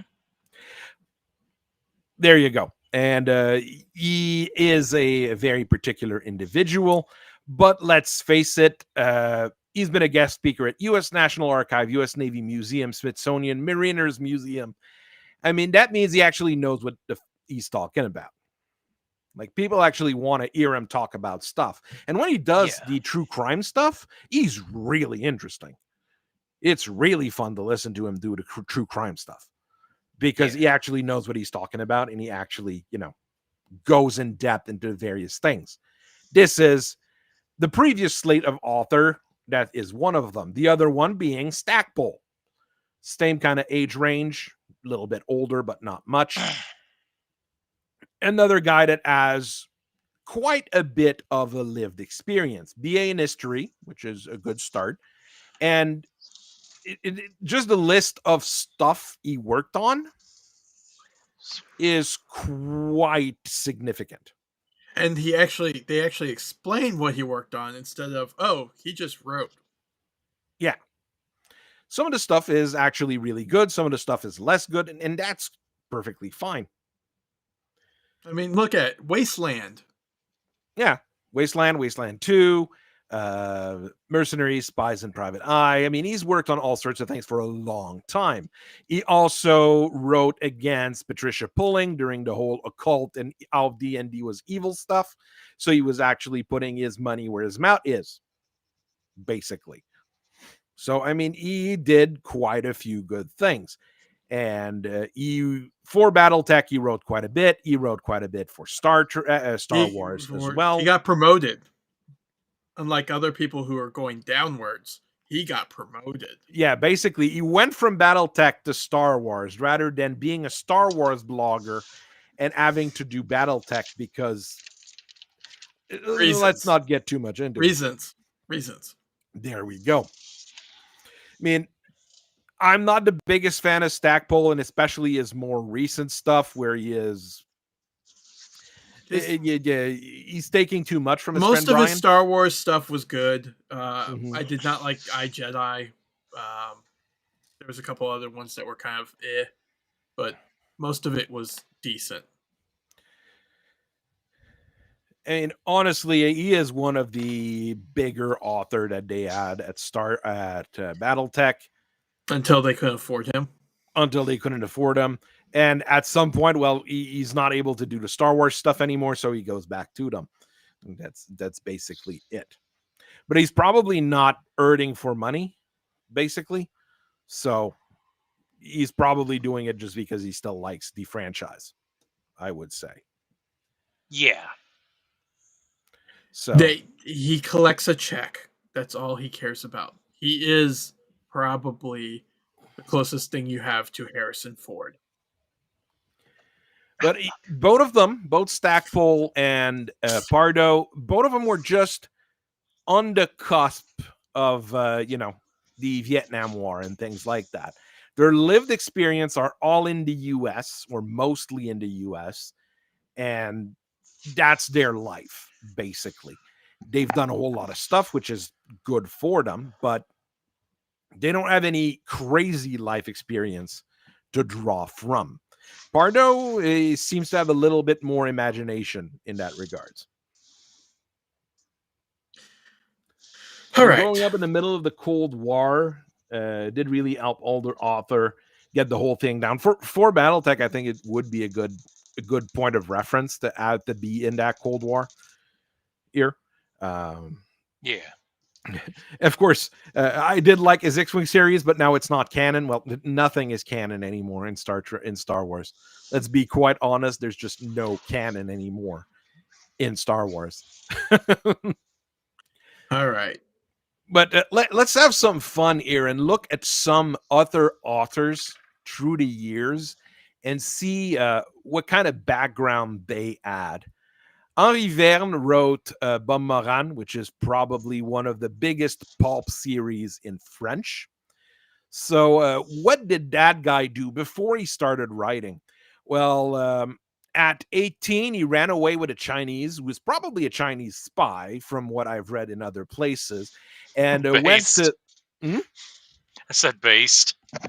And like ran all around like southern China right as the Japanese were fighting and taking it over and all sorts of things like that, using a fake passport. Of course. So just that year is more, relevant than anything our friend Brian has ever done, or actually Pardo's ever done, or Stackpole's ever done. Like you could, I write about those 2 months I went to China, and you've got more action and adventure. But then, he came back in 1938, and then in World War II served in the Army Intelligence and in the Resistance in Belgium. And then started doing all sorts of things in France and writing for French newspapers. And then wrote basically weekly magazines and weekly things. Then started writing Moran, where he basically had to write a novel a month for a while. So yeah, because that's what happens when you're a pulp writer. You got to crank stuff out on a weekly and monthly basis. So a book a month. That's why Philip K. Dick there's 2 different Philip K. Dick writing styles. There's the one where I am going to sit down and write this novel, Man in the High Castle. And every now and then his other writing style kind of busts through in that, but that's mostly for his action scenes. And then there's Philip K. Dick. Hey, we need to put a novel on the press and be ready to go by Monday. It is currently Wednesday. Can you make it happen? And he says, watch this. And then boom, that's how you get Do Androids Dream of Electric Sheep, otherwise known as Blade Runner. There you go. So, of course, that's a European author. I mean, they're very weird there, right? But that's 100% pulp. Like literally, like nowadays, if you were CGL and a guy like this with this kind of weird background showing up, in the 80s, I was running Grand Contrat, and then in the 90s, I was fighting in Afghanistan with the what became the Taliban, and then I finally came home and I decided I want to write stuff. Would they hire that guy? No. You can write a story for us, and we'll put it in the next issue of Shrapnel. We can't pay you for it because it's a fan magazine. So right now you're writing as a fan writer, but depending on the feedback it gets, we might be willing to do something for you. But like, where is the feedback for Shrapnel? By the way, nowhere. Nobody reads Shrapnel. Let's like, be I mean, quite I honest. get them. I get them for like. I get them for like. I get them for like missions and mech write-ups and art and stuff like that, but like I don't really have time to sit down and read the novels or the serialized novels or anything. Jokes on him. I actually have Russell Zimmerman's signature on the big beefy number 15. Oh well, thank I'm God. gonna get Jason what's his name's autograph onto number 2 one of these days, and he's not even gonna know it's me. Well, Hansa or Faith McCloskey's autograph. oh no. I'm gonna do it. It's I gonna thought that be was funny. issue 4. No, I he think it's doesn't. issue 4. That guy doesn't deserve even our. It's one of those things where, you know, like if the best way to banish a demon is to know its name, to like own a piece of the demon, to like own its name or something like that. That's what it is for me. Yeah, well, there is that. I mean, Howard lived 30 years and basically invented Conan, and basically invented sword and sorcery as a genre before Tolkien ever did. People remember Tolkien, but to be very honest, it's Howard that started the whole thing. He's the one who did the big thing there. His life is not as fancy, let's say, as Verne looks like was. freaking But Capone. oh yeah, the guy who wrote Conan looks like Al Capone. That's based. Yeah, he's Howard was quite a thing. I mean, he boxed for making enough money to be able to live. So he probably had CRT, or it's probably part of the reason why. Yeah, I was getting there. But I mean, he's a guy who was the son of a doctor in Texas during the oil boom, so he saw quite a bit of violence and quite a bit of tough things throughout his life, let's say. So he might not have lived directly all the very fancy stuff, but he saw the fancy stuff going on. He said, I want to write a story about a young boy reclaiming his birthright in the oil fields of Texas, but through the lens of a Dark Ages barbarian with magic. No, the way Conan works is like a lot of it is like Conan is the representation of what a real man is, like without civilization around them. Okay. And like civilization is, that oil trade, that oil thing. Like Conan shows up, beats stuff up for money, sleeps with as many women as he can, and leaves town. Refuses to elaborate and leaves. There you go. Conan is wonderful and is a sitcom in my mind. But just as a quick aside, in regards to barbarian comics and stuff like that, I swear to God, it feels like a fever dream sometime. In 2009 or 10, there was a comic series called Barak the Barbarian or something like that. And it's set in like the future, in which Grandpa is regaling the grandkids about Barack Obama and his rise to the presidency, but portraying him as this Viking warrior who had to fight like the evil sorceress Sarah Palin and John McCain and stuff like that. That is quite possible. That's a very weird subset of comics. There's Biden Heroes. I can't remember what the actual title is. It was like Joe Biden as a leader of a superhero team. Hey, and man. I can't tell if those things are satire or serious most of the time, because it's so silly that it can't be serious, but it feels like it. Well, they do these things. They do these comic projects, and mind you, I don't read comics, so this is just outside looking in, normie commentary when it comes to comics from me. But it seems like one of those things where it's like, oh no, they're serious. Yeah, they do look at the world through this lens. They do believe this. This is exactly how they feel. Biden Titans. That's what it is. What the hell? God. Oh, I can't tell if this is serious or not, by the way. I Oh. have no idea. And like issue 2, he was fighting Elon Musk. Like I have no idea. Why is it called Trump's Titans too? That might be the second part of the series. I mean, they might have been running this for a while. I mean, Trump's Titans. Okay, there's also Trump's Titans. Trump's Titans versus the Fidget Spinner Force. Oh, good lord! Not the Fidget Spinner Force.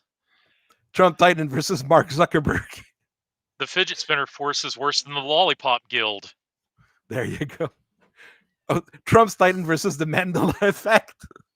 Okay, those are definitely parodies or satire and people that just don't give a fuck. Trump's Titans, Space Force One. We're going to put the money down. We're going to put this comic out to own the chuds. The chuds read the comic. Yo, this is actually literally the coolest thing ever. There you go. The Donald who laughs. Did we just discover a whole subgenre of political, of like on the nose political themed superhero comics? Oh no, I never read those, but I had put a couple of their covers. I was doing comic stuff, and I was doing a couple like just I'm going to throw a bunch of covers and we're going to talk about the covers. So, and I had put a few of those Biden Titans and stuff like that in because the covers just hilarious. I haven't never seen the insides of one, but the covers are hilarious. Like, I mean, versus the Fidget Spinner Force. I mean, that's something. I love it. Like, this is something, right? This is something. I Look at those S's. Love this. Yeah, Howard was also buddy with Lovecraft, so that probably helped him be completely insane. So, I mean, rather than being friends with Jennifer Brozek, you're friends with H.P. Lovecraft. Yeah. I don't know. I think that would improve the quality of the writing, being friends with, a guy who talks like Lovecraft. Peter Griffin. That's the one problem with Lovecraft, but, that's how it is. What? Yeah, I can't remember where, but in like an interview or something, they said that Lovecraft spoke with an nasally voice with a New England accent. So he basically spoke like Peter Griffin. So Cthulhu, Oh, God. Hey, Lois, what do you think of this story I just wrote? Look, I even featured the cat. Based cat. We can't actually name the cat on this. We cannot say the name of the cat. Shut down so hard. If you know, you know. You can look it up. All right. But I mean, other crazy authors from that general area or general region, like Vonnegut he's not a pulp author. He didn't write pulp, but he wrote basic sci-fi for the longest time. And he was doing a lot of humor and a lot of comedies, let's face it. But I mean, he's a guy who served in World War II and was a prisoner in Dresden during the big firebombing that our friends in the Allied forces decided to do there. So, I mean, how many people can say that they were there and survived it as a prisoner? So he has a bit of a background, as you can tell. Oof. So that's rough. That's his. I mean, he's got a whole book basically dedicated to that. But I mean, he's almost all of his stuff is comedy because he's got a very, very rough early life. So he just retreated to comedy and did comedy sci-fi for a lot of stuff, or a bit, satire, stuff like that. So And is Book Player's Piano is quite indicative of where we're going in our current culture. Not in a good way either. Basically, in Player's Piano, there's the general population, and then there's the engineers and the engineer. You have the army as well, but they're just off around. But nobody has a job because everything was replaced by machines and robots. Hey, Amazon is I think they're laying off like close to 500,000 people for automated warehouse facilities and stuff. Yeah. So, I mean, we're there. We are at that particular point. Yes. So, isn't that fun? Not it's not a great book. It's not his greatest book, but it is quite solid. And then he has fun with all sorts of things. He did a very good anti-communist story with Harrison Bergeron. This is a very short story and a very, very, very good story to read if you want to read about where they want us to go with communism as well. But that would remove him from CGL ever wanting to hire him, basically. Yeah, because they're actually the good guys fighting against like the evil, whatever the hell it is in Shadowrun. Your punks and anarchists in Shadowrun are the good guys. Oh, fun fact: in 1970s, he was a correspondent to Biafra during the Nigerian Civil War. So even older, he was still, doing important stuff. Dude, he got to be there to witness Roland the Headless Thompson Gunner. Hell yeah. So, I mean, this is a guy that CGL would never hire, but this is the level of author we used to have. Rev turn to really good author Borea. I mean, someone's saying Ralph Peters, David Eddings. Those are also pretty good. If you want to go to the leftist kind of guy, you can go to Frank Herbert, because he was a little bit closer, let's say, to our a little bit pinko commie. Let's go with that. No, Dune is a commentary on rampant, unchecked fascism, capitalism, and the patriarchy. I need to become a giant sandworm and evolve my brain for 10,000 years. I mean, there's quite a few things, but let's face it, Dune is a lot of things. It is a lot of things. And remember, the funniest thing about Dune is that he wrote Dune, then he really didn't like that people said that they liked Dune, and they liked Paul, and they liked all those characters. So he had to write all the other books to try to prove to us that he wasn't, that Paul was not the hero. But everybody still views Paul Atreides as a hero. If you can't convince me past the second book why your main character isn't actually the hero, I'm sorry, you just get to be like Alan Moore and go on a never-ending, well, actually, they just completely misunderstood why Rorschach is not actually the hero. You don't understand why you need to sacrifice billions of, which, I mean, granted, they're New Yorkers, but why you need to sacrifice millions of people for the furtherance of the greater good. How about no? The thing is, he has other books as well that are, a little bit everywhere. He is new wave, but even there, I mean, it does say that he was a Republican and a libertarian, but he was an environmentalist. So where do we go from there? Yeah. Well, I mean, you can be a Republican and you can be an environmentalist. I mean, I care about the trees. I care about the trees. I break for turtles. I had a hearty cry when I had no choice. I had to. He was related to McCarthy. That's awesome. I had no choice. I had no choice. If I had swerved, I would have gone off of a bridge and into the water. So I'd rather you kill a turtle than you kill 50 people. Okay. Well, it would have Okay. been myself So and basically, $20,000 worth of Tyson Chicky Nuggy batters. So the autists of the world would have been very sad about that for a little while. so it looks like he basically just changed parties during the whole '60s. Yeah, where a lot of people change parties in a way, but I mean, he was not a complete leftist, let's say, but I mean, he is a better representation of a lot of authors in that particular era as well.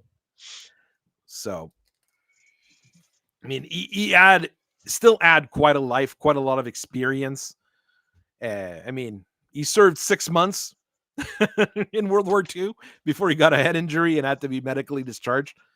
You know, I That mean, might to explain be a lot. fair, you either served out the entirety of the war, or you got rotated home on a grievous injury, or you died. Yeah, So, I pretty mean, much. we can't fault the man. We can't fault the man there. Plus, they didn't know what PTSD and CTE and traumatic brain injuries, stuff like that were. So, I mean, yeah, there's there you nothing go. wrong with being rotated home after 6 months of serving in World War II. So, I mean, he had a bit of a life, let's say. So, this is the kind of guy, I mean, we would dream to still have writing for everything in general. Of course, these kind of persons will not be published anymore. No, because they gotta get through the wonderful diversity hires of the agents. I mean, the agents are a big problem, quite a bit, yeah. In a perfect the world, agents? Timothy Zahn writes Battletech while he's working on the comic with 5 stars and friends, so maybe we'll be lucky and have something good out of it. I'm sorry, who are the agents? In Literary writing, agents. basically they're the people who say if you're getting published or not. Oh, okay, I'm tracking. Yeah, and they don't like men, so that doesn't help. You know, Unless you show up with like 6 books already written, and that way they already know that they're going to make money off of you. Ready to be serialized, or possibly if even a you're movie deal, possibly a Netflix Yep. deal. Yep. Oh yeah, of course, getting a Netflix deal is perfect, right? No, it used to be. It's still probably a pretty good thing, but I mean, it's never. I don't think it's a guarantee anymore for a lot of What stuff. you really want is that HBO deal. Well, only if you're GRRM and then you never finish your last book. I mean, at least Herbert has a good reason for not having finished his last book. He kind of He dropped died dead. writing it. So Grim will be in the same kind of situation, but I mean, But honestly, if I'm George R. R. Martin, I would just shut up about the Winds of Winter. I would just stop talking about it. And if someone wants to ask me about it, I would ultimately reach a point where I'm like, look, dude, I have made so much money off of these books and off of that show and the spinoffs that I literally never have to work again. And I can play with my real train out in the middle of the New Mexico desert. Like, You mean honesty? I will never write this book because I can literally afford to never finish writing this book. So you mean being honest? yes. Yeah, I would be honest about it and just like, yeah, no, why would I finish writing this book? By the way, it's going to be, you guys are going to pan me because it's too liberal. You guys are going to pan me because it's too conservative. So like, no, like, why would I That's want the to real subject reason myself to why he's that? not finishing it. Well, Because you can't finish it. He doesn't know how to finish it. He just doesn't. Carl Benjamin and Arch have gone over every year. Articles get written around about this time every year about why the Lord of the Rings is bad, and Sargon and Arch have both covered at length why George R. R. Martin will never finish the book, and they go into an argument about how it's because George R. R. Martin buys into the leftist idea that there's no great men among us, that even if there is a great man among us, he's not a great man in some way and he has to be torn down and deconstructed.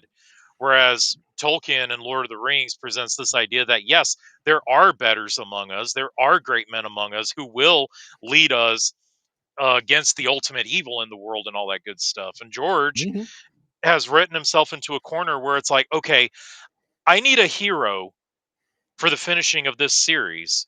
But if I make a hero, that is me acknowledging that there are great and fallible men among us. I could almost believe that the rumor is that the book's done and it's sitting on a shelf and he just doesn't want to release it. There could be that as well. It could very well be, because we're talking about George R.R. Martin, aren't we? Yep. That reminds me, when I got back into Battletech in 2019, I fell into that trap of being like, Battletech is Game of Thrones in space. But then I sat down and looked at the dates. Battletech predates Game of Thrones, the first book. I think the first book is Song of Ice and Fire. Yeah. It predates that book by almost a decade. I mean, Battletech's just regular political, gymnastics, socioeconomic, political drama, feudal drama in space, which is a common theme. We've got a guy that wrote about that extensively right there, Herbert. Yeah, but what I'm saying is that, like, we got Fossa introduced the clans before George R.R. Martin even thought about writing about the White Walkers, who are invaders, who are they might be out there, they might not be. A lot of people think that they're just a fabled legend from the old times and they're not real, and then they show up. The Star League's not real anymore. They went away like 500 years ago. We have no idea where they went. They're all dead by now. Then the clans show up. I mean, yeah, you're right. There's no real... Yes, I am arguing that George R.R. Martin stole the concept of the White Walkers from, or the forces from beyond the Great Wall from Battletech. Well, he's got that from quite a few different things, let's be honest. But you guys, I've always thought that. I've always thought that in the end, Song of Ice and Fire will be a sci-fi epic and not a medieval epic, because he wrote mostly sci-fi for his entire career. Who did? I actually liked his the I don't know what you would call it when he got all those writers to write that serial series with the superpowers. Mm-hmm. Oh, he's not a bad author. He's just can't finish that one book, and that just makes him terrible. And yes, people do keep harping on Tolkien, especially at this time of year, like you said, every year. And yeah, it's upper class millennial and Zoomer twits from Oxford panning Tolkien every year about how orcs are actually good, all that good stuff. Like, no, they are not. Oh yeah, I mean, those people can't get into Conan to begin with, so because the masculinity in Conan kills them when they show up. Hey, I never watched it. Was the reboot from the mid-2010s worth it or not? No. Not okay. Very well. Okay, the Arnold Conan is not Conan, but it is good. Okay, but I mean, that's Conan, the only one I've ever seen or know. I mean, Conan, you have to go either to the Howard book or to some runs of the comic. Some run of the comic is good. Some run of the comic is middling. But strangely enough, the Marvel stuff for Conan is actually pretty good because it dates from the 60s, 70s, and 80s.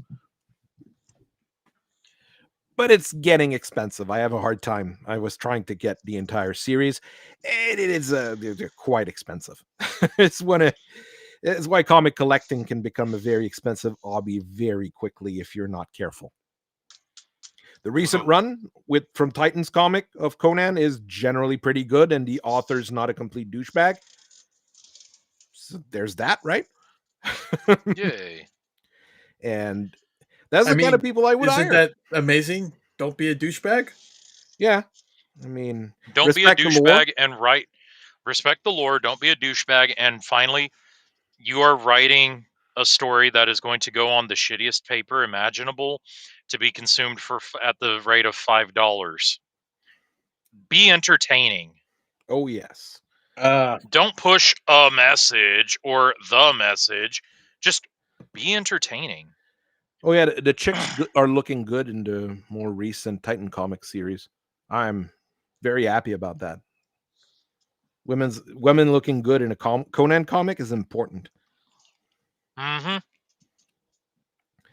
All right. So we want to go to what now? Well, I mean, want to talk about this it? is the kind of authors that they should be looking for. You know, that's what we mean. The problem is these authors don't exist anymore. Because again, most of them are. It's been a good chat, but I'm going to bounce now. I'll see you guys. Well, we're going to end up very soon, anyways. So, but no, yeah. What were you saying, Fubel? Most of these, like we said, it's gatekeep so hard that authors like this don't exist. Unfortunately, this is really where we're at and where we need to. I mean, what we need to work on. Most of them are self-publishing if they can even do that. Yeah, now it's very difficult to self-publish as well. So, well, most of them would just go to Amazon and self-publish, but you know what I'm saying. But I mean, nobody sees you if you do that. I know exactly. And it's true. It takes somebody like me reading their book to actually push it. I don't think we've got anybody in that particular range of personalities that wants to write. Edgar Rice Burroughs. Yeah, well, Edgar Rice Burroughs was also a fantastic author. And look, military service. Military service. Well, didn't really have multiple times. Okay, so for the Mexican War, World War II, World War I, and World War II. World War II. Think about it. In World War II, he'd be what, 60? He was a correspondent at that time. Okay, but I mean, still, he'd still be in his 60s. In his 60s, on the front, writing and reading stuff. You know, it's insane. It's insane what some of these people add as far as experience goes and life experience. The generation we should be getting from are the Iraq war veterans and all of them who are coming back. The problem is none of them were, ever given the chance to write or do stuff like that. None of them were taught to write, let's be honest. Yeah. We're barely taught to read anymore. That honestly doesn't help. Yeah.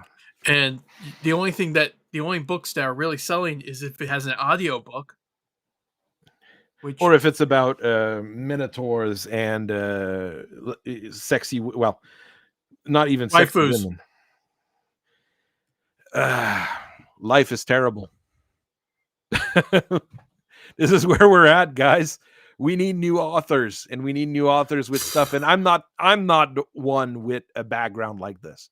Okay, I have life, yes, but I'm nowhere close. To an Ernest Hemingway, an Edgar Rice Burroughs, an Uderzo, So, Outfoxed. My review is yes. You only saw half of the book. The rest just didn't help it at all. My final rating is -215 out of 100. That's a good start.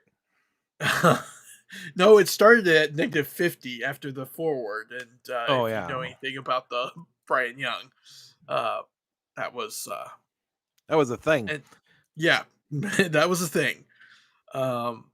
And what he has done, but so basically, it fell into the trap of modern writing, which is therapy. Lots of therapy. Even more therapy. Some sort of party. There had to be a party somewhere, too. And oh yeah, they turned Katie Farrow into Cassie Southern. Isn't that wonderful?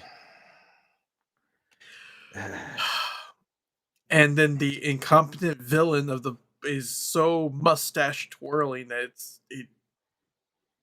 I think it went past satire. I almost want to read it, but I value my time and my brain cells, so that's not a good sign. I mean, he literally got kicked off a mountain twice.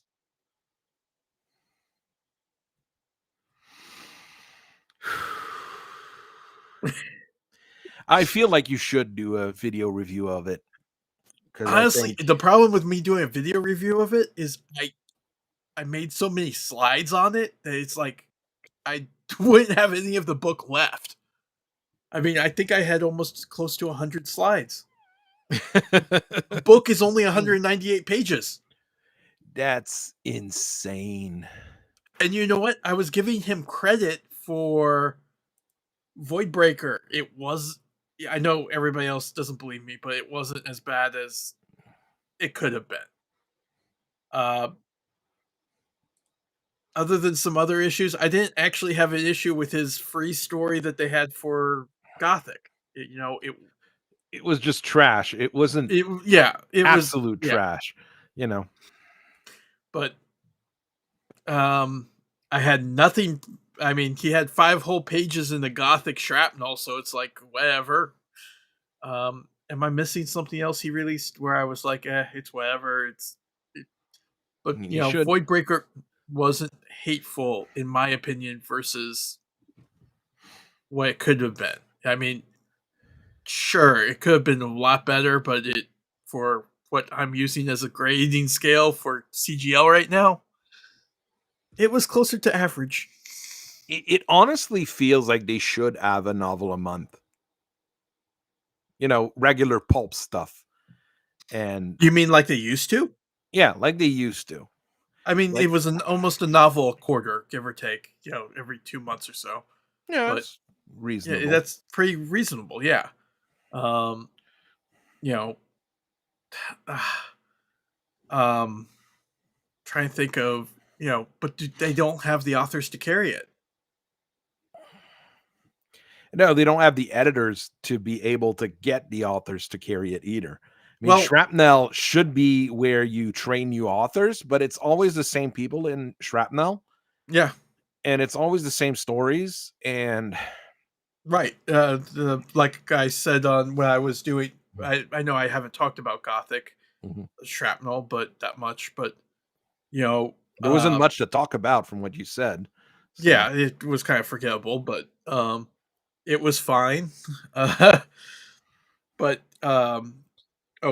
Craig E. Reed's story. It was basically a condensed version of In the Shadow of the Dragon, which is pretty much probably editorial telling him, shrink this story down, make it fit, and we'll publish it and give you some money. And I like Reed in my opinion, Reed is the best writer they have. And then probably followed by Philip Lee, but he's too busy doing editorial. But I think they're also like Reed. I'll read anything he writes about the Draconis Combine, but I could not probably see him writing anything about any other house or clan. Same with Lee, where he writes Free Worlds League, and he is great, except for his last book, which was really boring, but that's because the story just, from page 1 to the last page, really nothing changed.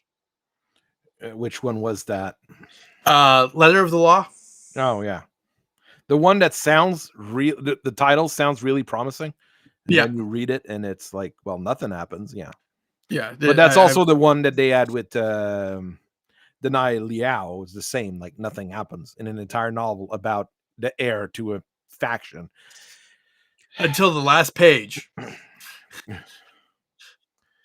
Seriously. Hey, I'm still the only published review for that book on Amazon. I take because nobody read it. I know. Like, there's nobody reading those books, and they don't have the authors to get us to read them. It's that simple. And yes, that means that you have to go look for those Iraq War veterans, CGL. Go look for them. Go find the military war story writer. That they do exist. They are out there. I am sure we could pop a few if we wanted to, but they're not looking for them either. No. That's another problem. They should be Again, hiring authors rather than like, yeah, do a thing in Shrapnel and we'll talk. No, it should be like, hey, you wrote a pretty darn cool, story about soldiers in an Aztec village, whatever, but time travel stuff. Yeah, you're gonna write for Battletech. Here's a $5,000 advance. Write us a book. I think that's the problem. They can't afford it. If they can't afford it, but they can afford to do Gothic, they need to rethink their strategy altogether. I wholeheartedly agree. We've talked about this in that their plans are, once they get their plans going, they can't change them, and they're past needing to change their plans. All right, we'll leave it at that. I do need to get things rolling on my side as well. So thank you, everybody, for watching. We should have a Mega Meg game tomorrow. I am not sick anymore, so that's a good start. And see everybody later.